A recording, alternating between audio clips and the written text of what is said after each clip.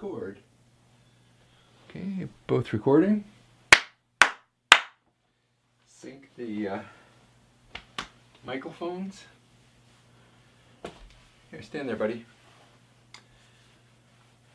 Hello there, archers on the internet. Jeff from the Knocking Point here today, and my sidekick, young Leif.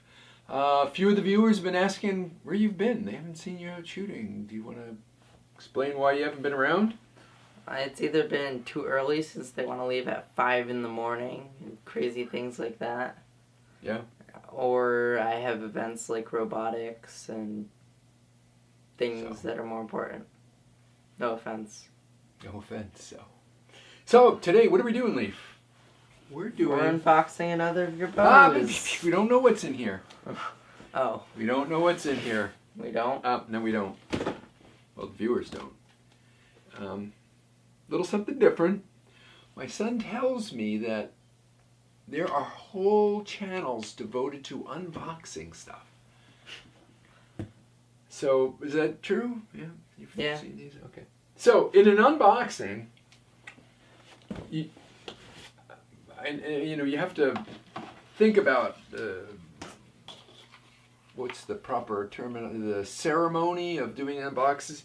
Do you need a special knife or scissors for cutting open the box? What do you think we should use for that one? This one? Okay, we're going to use that one. Not my little baby one? No. Okay, not that one. We're using this one. We're going to open a box. Do you know where the box is from? Can you read that? Lancaster Archery. So, now I heard this say, cut towards your chum, not your thumb. Okay. Who says that? I have no idea. I'm glad you're cutting towards me, not yourself. Yeah. Okay. It would be unsafe to cut towards yourself, so cut towards your son. Not towards your thumb, towards your chum. You're supposed to know who that is. Who?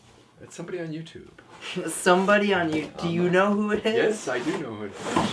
Ooh, look. Another box. Another box. What I've always wanted. Looks like it has arrows. Okay. Arrow boxes are usually that shape. Or it's just limbs. So this is going to be, hopefully this is a one-take wonder, complete rambling, on and on and on. We use this knife to open this box. Or it's just limbs, but they don't have limb boxes. Nope, there's limbs in this box. And this might be a contributor for what's in this box, but we can explain that later. So it depends on when we do it. These limbs were on this bow in another video, so I may post it ahead of this one or after Just open the box. Oh my gosh, arrows. So what kind of arrows? Leaf arrows. Leaf arrows. Because he's too busy to fletch his own arrows. So. I didn't ask you to order them. I know you didn't. Are they thicker than arrows? They are. Can you read what they are? Can you tell folks what they are? They are... I'm dyslexic. I don't have reading glasses. I don't know. Oh, 17, 16. They're in a different place. All right. And what are these? 15, 16, I think. Yep, 15, 16. This week people were asking about, what's spine arrow for a 25-pound bow? Well, it's not just the spine, because it also has to do with the arrow mass. If a kid's bow is 25 pounds and they're not pulling quite 25 pounds, you don't want a 300 grain arrow. That's pretty heavy. That's if you go by 10 grains per pound, which is a rough estimate, but a 300 spine arrow, like, where the heck are my? Oh, they're over there. My Carbon Expresses. Leif shot the Carbon Expresses, 800 full length, 85 grain point.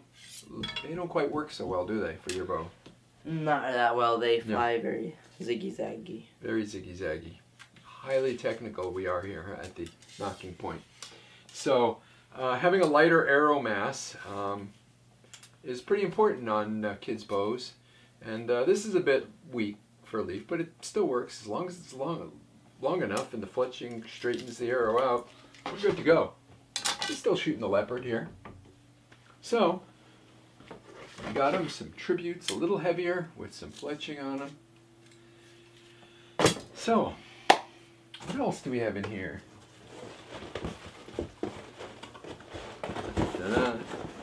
Do you know what's in here? A riser. Oh. Oh my gosh, I spoiled it You from spoiled it. everyone. So should I explain? So, got this ILF bow. This is my TradTech Titan. This is my first ILF bow. I really like it. It's a solid bow. But then I started down the slippery ILF slope. I had purchased a set of limbs used, some light ones, so people could try it. I got a really good deal on these K3s. Unfortunately, these K3s, with the bolt screwed all the way in, because they were set up for 25-inch riser, they come in at darn near 50 pounds at my draw length. So they might be marked a little, well, they say the exact number, like 38 or 36. Does it say it right on there? What's it say? It says 36. 36. Yeah, I don't know if I believe it. Because I had actually put these on another 25-inch riser. I don't know if we'll get into that. Okay, we'll back to, oh wait, let's go with use a Mora this time. This is the Mora that usually sits around when we're making strings and stuff. Actually, there's a couple of these around that I use when I'm making strings. So I haven't seen this yet. So maybe I should give you some backstory. I actually looked at the Samick PSE green riser that's in a Lancaster video on something. Maybe I'll try to put a link picture. And I looked at it, but there were a couple things I didn't like about it. And, ooh, what's that? It's a band. I can use it for lots of different things. So, I decided to see about more of a Barebow style riser. I like the green color better, the other PSC Samick kind of bow. Not a fan of this color, but guess what? My understanding is Jaeger grip. This is hugely important in new bows. Yeesh. Yeah, I'm on this grip. It's 3D printed. Tell me, it's 3D printed. Tell me what you think of that grip. No, it's too square. It's too square? How does it compare to this? Ooh, although I do appreciate that it's 3D printed, since I love 3D printing. And how does it compare to that? oh, I love this is way better. So, my understanding is this grip should fit on this bow. Because I have a Jaeger over there. Would you run over there and get the other grip? Which one? It says box with says grip in it. I'm prepared today. Well, I don't know if I'm prepared. Carry the whole box. So you can show them it says grip on it. Carry the whole box. Open it up, show the folks. This is a Jaeger grip. This is something I was always interested in. Seeing it's a Jaeger 2.0. Am I special? Oh, you are. So, Jaeger 2.0. Better than the 3D printed one. So, the thing about that Samick PSE, I didn't like the grip that much. And that means I would have to go buy another Jaeger grip that would fit it. And I have this grip, which is the Jaeger grip that should fit right on there. We'll find that out. So, this is my first impression of this. What's your first impression? We don't like this grip so much. It's flat and it, I'm not liking that. My OCD is annoyed because the lines aren't lined up. Alright, we can draw lines on there. And that's just annoying me. So if I decide to keep this riser, I can't put any limbs in it, is my understanding, if I want to return it, because it would put a mark in it and would be considered a used bow. But right off the bat, just quickly looking at it, before I do anything else, I'm liking the finish. This is I'm going to say it wrong. Gillo riser. It's kind of a moderate, Gillo G2, kind of a moderate priced riser. I think it's a good beginner riser. I'm liking this limb pocket here right off the bat, out of brass. The other one had 2 bolts in it. And I really have come to appreciate how nice of a limb pocket system the TradTech Titan has, because I sometimes help the kids adjust their less expensive Joad bows, And yeah, $100 bow, $100 and $200 lower end bow. Yeah, this adjustment stuff is just not in great shape. Lateral limb adjustment looks good. Finish looks good. Actually, forged riser, so it's supposed to be tougher. And my understanding was forged risers weren't supposed to have as nice a finish as the CNC machined riser, but I don't know. What do you think? That finish is pretty darn nice. Yeah, I've seen CNC finishes with. Yeah, tool marks, lines, and then they anodize over it. Anodizing, it's the other thing I wanted. I wanted an anodized finish because I'm hard on things. Yeah, it seems really nice to me. Solid. So we're liking that. We're liking that. So, how you want to put the limbs on it? So you're gonna go for it? Okay, maybe you're right. I'm. All right, no. Get the screws, unscrew that. Make sure that grip goes on there before we put the. Where is the grip? Right here behind you. But the Allen wrenches are right in there. It's supposed to fit on there. So take that off. Don't make any marks on that. Right off the bat, I'm just saying, yeah, let's just do it. This looks like a good choice. I got little weights, and one of the reasons. Oh, well, that's for the bow. Comes with these bags of goodies, and I got weights. And one of the things I like about this, and let me explain. I'm planning on trying this as a bear bow, and specifically string walking bear bow. I shoot split, instinctive aim, and finger in the corner of my mouth, but more so, I come up under my chin, and then my finger just comes back in here. And I may switch bows a couple times a day, but I don't switch my anchor point, and I don't switch my glove. It's amazing to me that a little glove, this beat up old worn out glove, has a feeling to it. And if I change that glove just a little bit, it kind of messes with me. The one glove I can go to is the bear paw, but this glove, this is a bear paw with a little heavier leather, brandy new.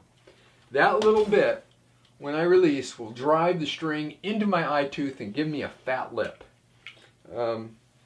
So the feeling of shooting 3 under is going to be a new experience for me. I'm going to try to learn how to shoot 3 under and string walk, because that's allowed in bear bow to maximize it. What do you think? Better grip? Yeah. Let me feel. You know what? If I could get the file for this, I could always just edit it and 3D print it at the school's 3D printer. I like the anchor grip better. But yeah, maybe he can make his own grip. Maybe we'll let him borrow it with his own grip. Yeah, these yellow things gotta go. I wonder if that's not a marketing ploy. It's like, ooh, I'll make a beautiful bow and put these ugly yellow things all over it. So you buy other things like new grip, new weights, little counterweights, and this baby has some counterweights you can put in here. And you can also get the Gillo weight system that starts making it like a weight forward bow. I don't quite have the cash to spend on a Calvin and Calvin and Dwayne riser, one of those weight forward light big ones. If I get into this, maybe I'll look at one of those in a few years. But I'm a beginner. I'm a beginner bear bow string walker. So what do you say? We're gonna keep this baby? Are you gonna go for it? Sure, I think we're going for it. What does it say, top or bottom on that?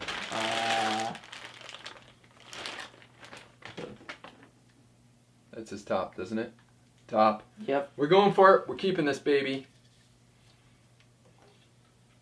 K3 limbs. Let's put that baby in. Let's see how smooth.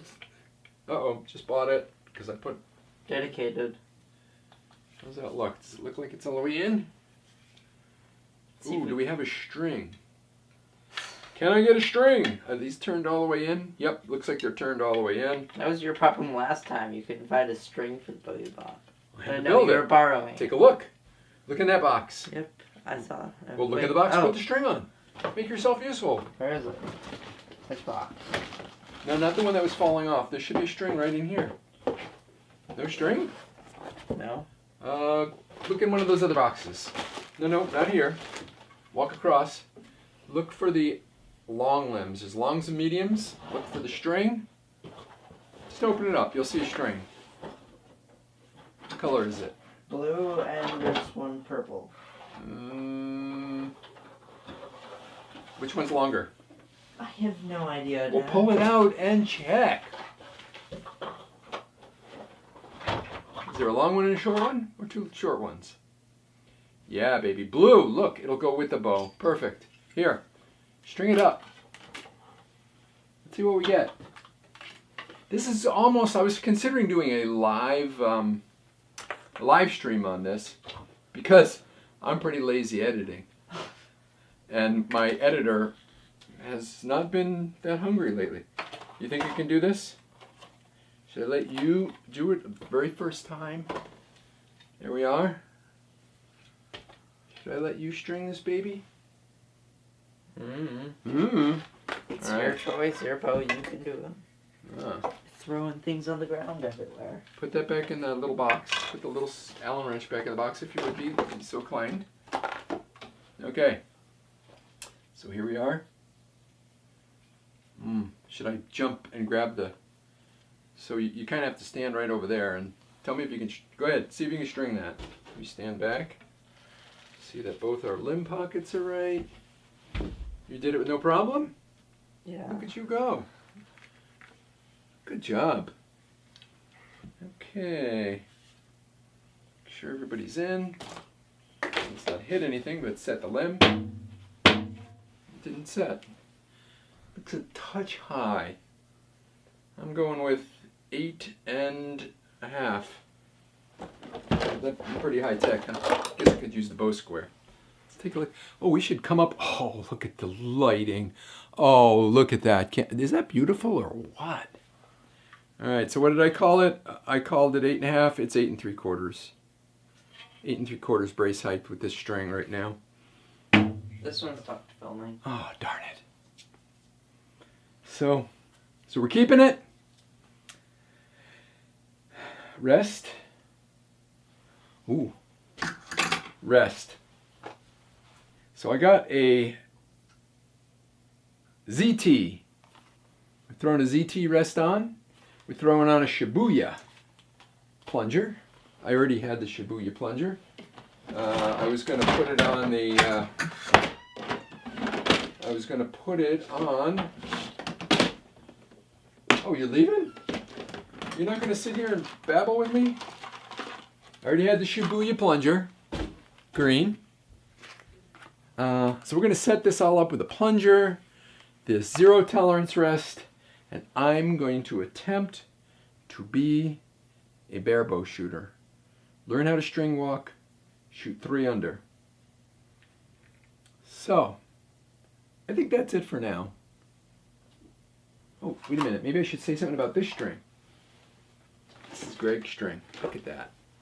I didn't want to bend it or put it in it's like a cable. It was all waxed, stretched. I guess it's kind of bent now.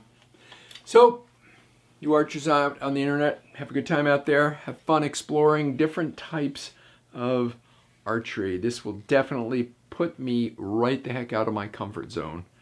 So, we'll be playing with this winter. Indoor at the Joe Ed Club. Bye for now.